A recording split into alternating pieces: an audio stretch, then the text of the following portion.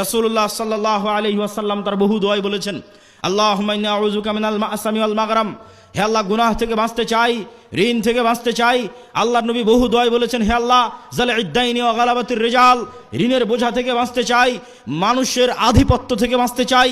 আল্লাহর নবীকে সাহাবীরা জিজ্ঞেস করলেন, হে আল্লাহর নবী, কেন আপনি ঋণের বোঝা থেকে বাঁচার জন্য এত দোয়া করেন? রাসূল সাল্লাল্লাহু আলাইহি ওয়াসাল্লাম বললেন, মানুষ যখন ঋণ নেওয়া শুরু করে তখন মানুষ মিথ্যা বলা শুরু করে, আর যখন মিথ্যা বলা শুরু করে তখন সে আর নেতা হতে পারে না, সে গোলাম। তাহলে আমাদের মা বোন যতজন কিস্তিতে লোন নিয়ে রেখেছে, এরা সবাই মিথ্যার প্র্যাকটিস করে। ওই কিস্তি মিস দেওয়ার জন্য, মাফ করার জন্য আর সন্তানকে পর্যন্ত মিথ্যা বলায়।